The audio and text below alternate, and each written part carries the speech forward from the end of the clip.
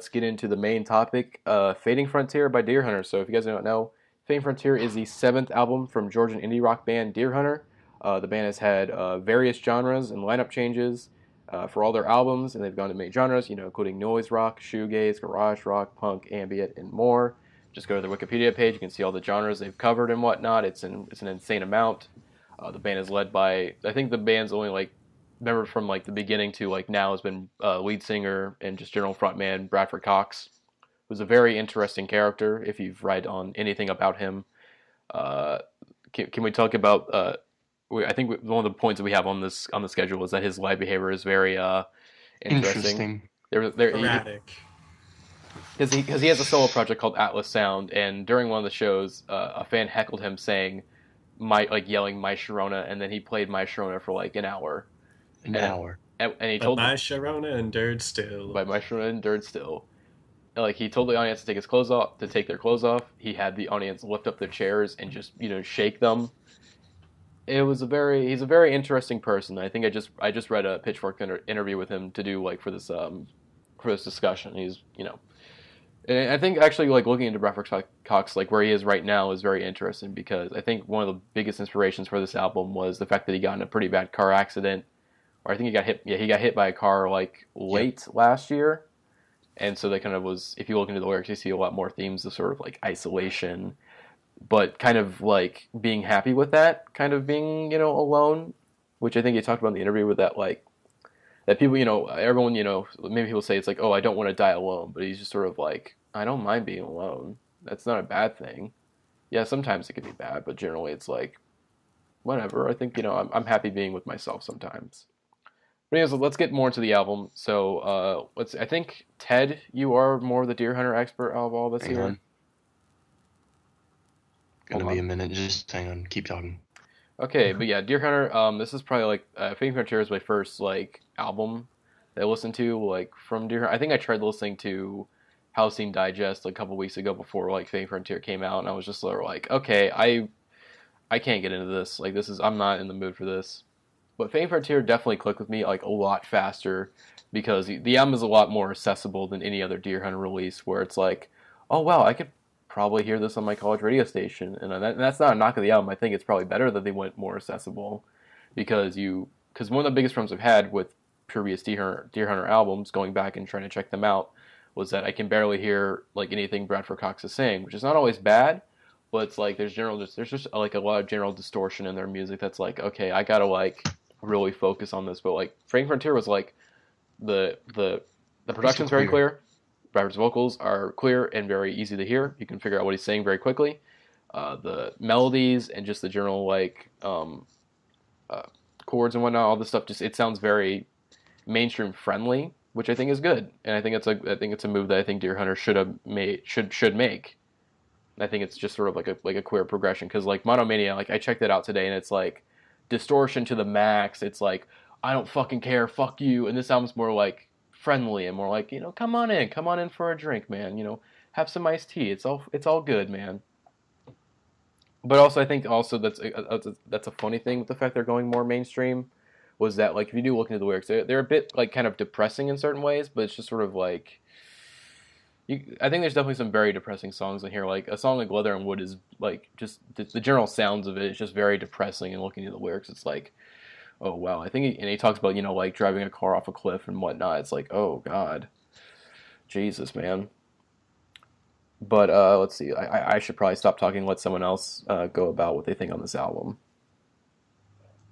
Anyone want to volunteer as tribute? If Ted's not ready, I can. You want to talk about the album a little bit, Josiah? All right. Yeah, you're not wrong in saying that it's probably their most accessible, and it's really just kind of an interesting direction of the synth poppy, more lighter vibe that they're going for, and I'm kind of into it. I think they were kind of heading that way with Halcyon Digest, and then went in a more different direction of the other feel that album had. It had kind of two separate feels, and Monomania was more an accentuation of that, and then now Fading Frontier is kind of representative of the lighter side. But I enjoyed it a lot. I like the context of Snakeskin a lot better in the album, because you've got all the lighter kind of pop rock, and then those chords just come in, and it's really makes it a lot more energetic, gives it a nice midway point of the album. Is that you ready? Yep. So really, the band has kind of been taking just a slow progression in their sound, which is very interesting. It's gotten like more and more poppy, except for Monomania, which is like a weird exception where they just went to garage rock for some reason. Like between Microcastle and Halcyon, there was just this huge jump from like, you know, feedback heavy and kind of shoegazy element to more just like this clear psychedelic rock, which a lot of people liked. And then this album is just almost pop. And actually on the influence map, which he posted a few weeks back, like one of the main things was he did an INXS binge for a few months or whatever while he was recovering. Very interesting. So yeah, I'm not sure. Well, there you go, Mark. I'm not sure I can hear the INXS as much as I heard, because also you see that influence map, you see a lot of Tom Petty and you see a lot of REM, and I can hear the REM definitely. They're trying to call back to that, or they're trying to call back to some of that 80s, maybe a little bit of 90s REM, but at the same time, first of all, I will say that I would agree that there has been a steady progression towards more of a poppier sound, which I think has been decent, but at the same time, I found myself I really had a hard time liking this record. I gotta be honest. I think it's really because like, have you listened to Deerhunter before this album, Mark? Yep. So I think maybe it's like, because I'm going in with a perspective as like a new fan, where I'm like, oh wow, I really like what they're doing on this album. I really like the fact they're doing more of a cleaner sound, which I do love some heavy shit. I do love some distorted, just like off the wall, crazy shit. I mean, again, my Death Grips is like my favorite band of all time. But like, I just sort of was like, I need something to get into them. I need something easy to get into them with. Like, let me start off something easy. And I think Favorite Tier, like, if you're a new fan of Deerhunter, I think this album is probably like the best place to start, where you still get like the best elements of like previous Deerhunter albums with like Bradford Cox, but also you get little elements of like stuff that's in their previous albums, where it's like, it's not like this album is like, it's like a super clean pop rock album all the way through. You still have like tracks that are sort of like weird and off kilter, like Leather and Wood, which is like a lot of people's least favorite track, which I actually don't mind it that much. I personally say that Halcyon still holds that title pretty heavily for me. As the best Deerhunter album. I've heard some people in the sub say things like, I enjoyed parts of Halcyon, but it just felt like there was something missing. And for those people, I definitely say check out Fading Frontier, because I think that would fulfill it a lot better for them if they need a better entry point. Mm-hmm. Absolutely. I feel like me and Matty probably had the least Deerhunter experience going into this podcast. And I first listened to this album last Friday, and I really enjoyed it. It was clean. It was accessible. Snakeskin could probably make a dent in radio single if it didn't start with "I was born already nailed to the cross," for crying out loud. And all in all, I really enjoyed this record, but I'd like to get more into the discussion with what everyone else thinks, so... Actually, yeah, Mark, can you go more into like why you dislike this album a bit more? Well, I wouldn't say I dislike it, because let me clarify this by saying that for most of my issues with Deerhunter, and they're long-running issues, it's been pretty much since their entire discography. I agree that Halcyon Digest is probably, in my opinion, their best work, because I find that it's the most lyrically consistent. I think sonically it comes together the best. I actually like Monomania a fair bit, and I actually like some of the more grimy stuff a little bit more there, because it actually, for once, it takes some of the tunefulness that's always gone through a lot of Deerhunter's compositions, because these guys can write great melodies and then pairs it with some burlier tones, a little bit more aggressive. Whereas this record, it's very defeatist. It's very much, I'm going to, like, all life is coming to an end. Everything is fading out. I'm on that fading frontier, and I'm okay with it. I'm just going to bury my head in the sand because nothing really matters, and we're all going to go down that hill. And I have a limited tolerance for that sort of nihilistic writing, especially when Bradford Cox he's done this before. That's the thing that probably irked me the most. I'm hearing a lot of this, and I'm like, you touched on a lot of this on Weird Era Continued. You touched on a fair amount of this on Microcastles in different forms. Just the production's changed. Your production's cleaner than ever. But lyrically, your thematic indulgences aren't all that different. You haven't really, for as much as he likes to go off the cuff, because he doesn't write any of his lyrics down. All of his lyrics are pseudo-improvised, unless then there's one song that was written by his co-writer. What's his name? I think it's Bradford. No, I'm saying his name. It's like Lockheed Pundit. Lockheed Pundit. There you go. Lockheed Pundit. Like, he wrote probably my favorite song on this album with Ad Astra, which I think is easily the most insightful the band has gotten with regards to some of these themes. And overall, it just kind of, I had a hard time getting through this album multiple times because I would listen to it, I'm like, yeah, it's pleasant. It's a more depressed version of what I could already hear with the War on Drugs and Kurt Vile, so I'm gonna go back to listening to that. I think somebody called on the sub. Someone called Ad Astra the best Tame Impala song of the year. Agree with you there. Oh yeah, Mark, if you don't know, I absolutely hate the album Currents by Tame Impala. I hate it. It's become basically a meme on the subreddit where I hate Currents. It's so, like, I remember, like, certain critics were like, you're being way too light on how, like, bad some of the lyrics on this album was. Like, when Pitchfork gave it a 9.3, I was like, what the fuck? Like, what is wrong with you? Like, I can get it, like, getting, like, low bestie music because it's Tame Impala. Like, duh. But, like, 9.3? Like, the production is good, but, like, it's not that good. Like, it's just, I don't want to, okay, I don't want this discussion to devolve into another, I fucking hate Currents, it sucks, if you like it, you're wrong. But let's get back to Fitting Frontier.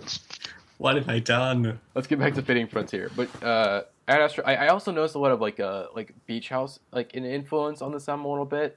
Like, Living My Life kind of sounds like, not Living My Life, Take Care, I mean, the funny thing about Take Care is that it's also a Beach House song.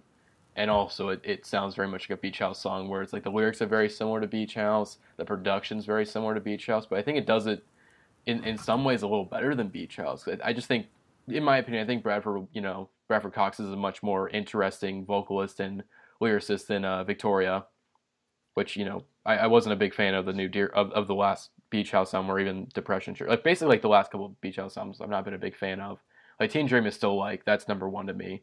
Where it takes it's basically the best elements of Beach House and then just raises them up, and they've just been slowly regressing since then.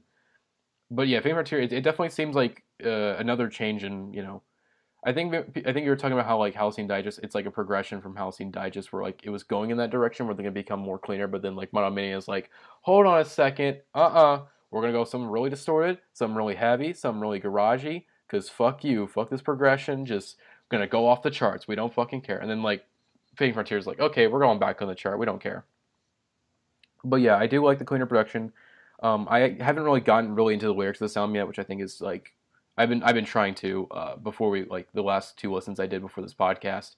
And yeah, I think Mark was touching on this where we're like, the thing is, I can't really say anything about their previous albums because I've only listened to them a few times and can't, again, like I said, not enough to, like, really discuss them.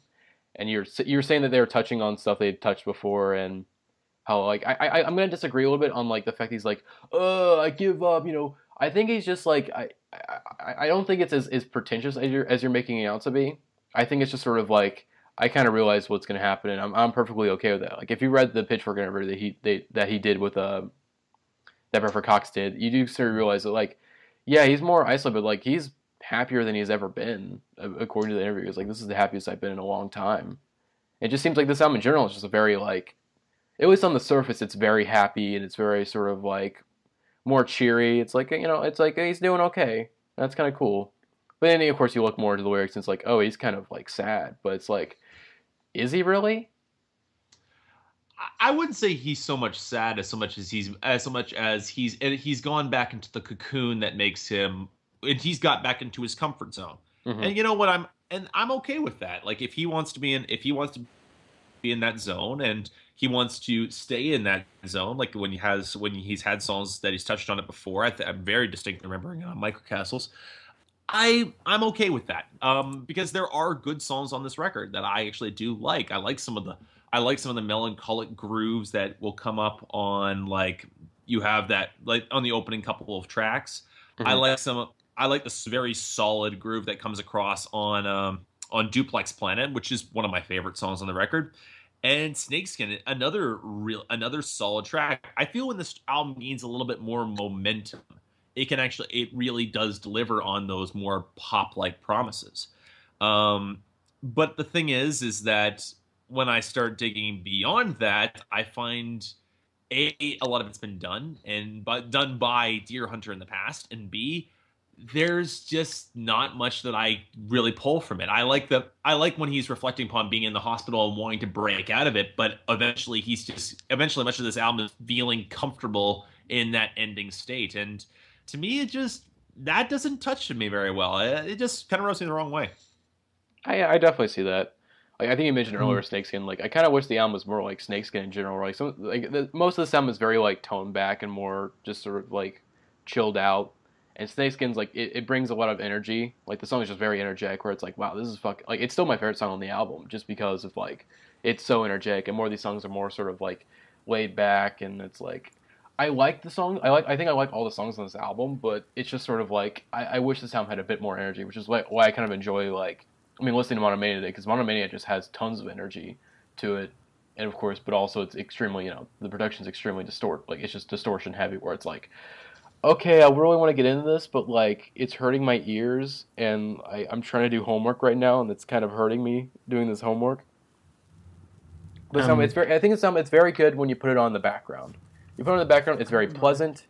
It's still sort of like, but it still sort of is. Oh, God, I don't want to use this word, but like.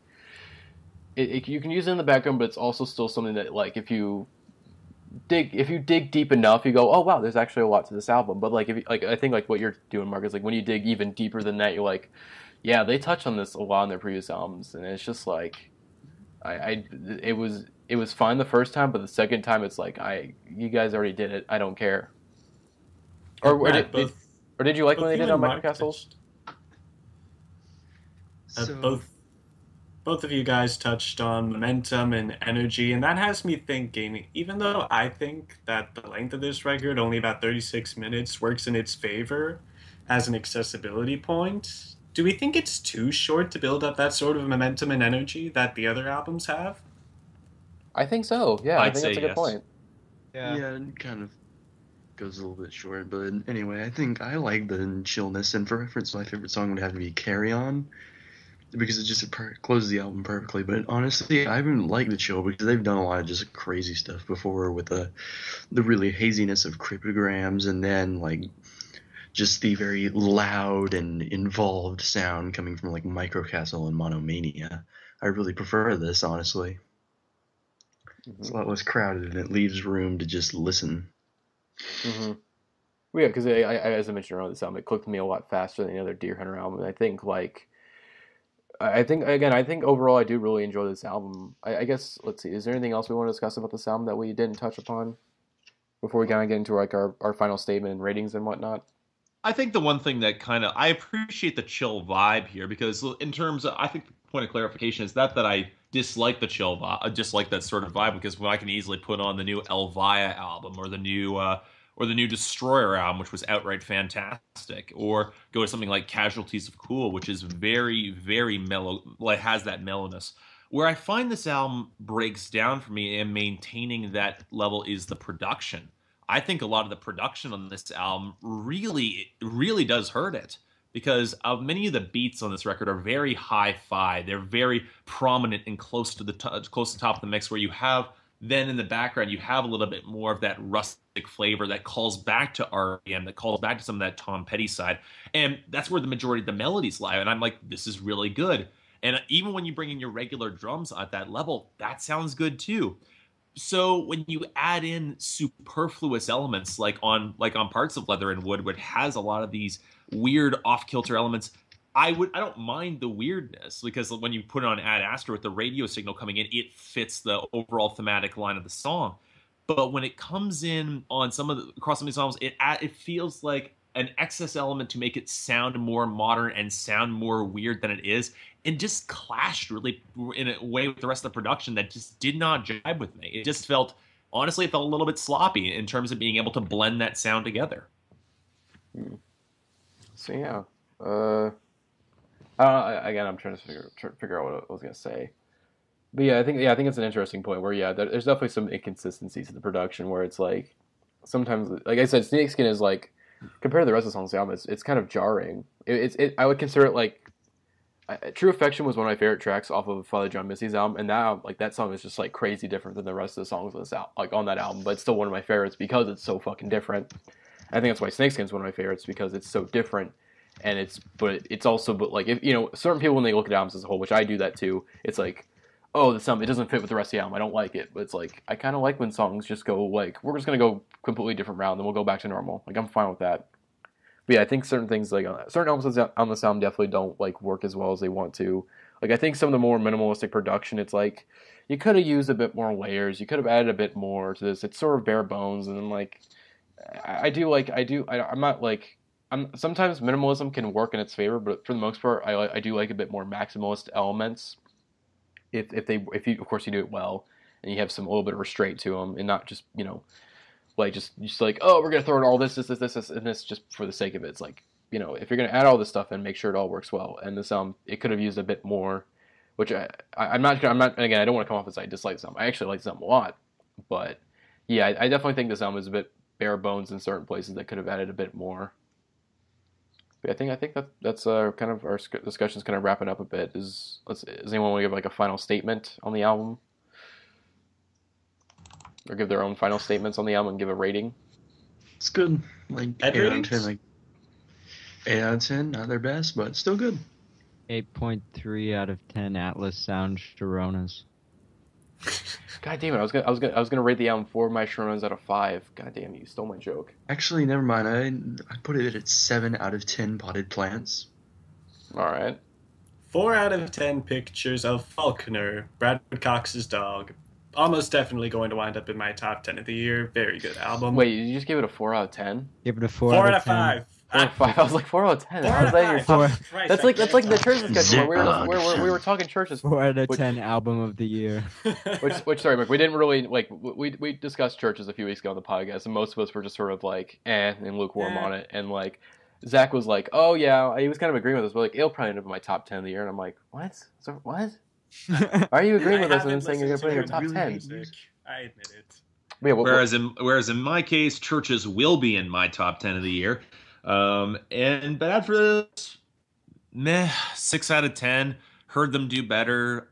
Wish it had more momentum. We'll probably be listening to War on Drugs and Kurt Vile a little more. So yeah, hope you guys enjoyed this week's podcast. Thank you, Mark, for coming on. Check out his channel at Spectre Pulse. We'll put a link in the description where you can check out his channel. And I think I guess we'll put a link for your book also in the description too. Thank you. And I'll put a video on my site saying that any sort of review will be coming in will be pointed towards your side. So hopefully you guys will pick up some of that interesting controversy, because I'm suspecting this review might be a little bit controversial. Yeah. But yeah, thank you guys for coming. Thank you for coming on, Mark, and hope you guys enjoyed listening to this week's podcast. And see you next week. We'll be discussing the new Beach House. Bye.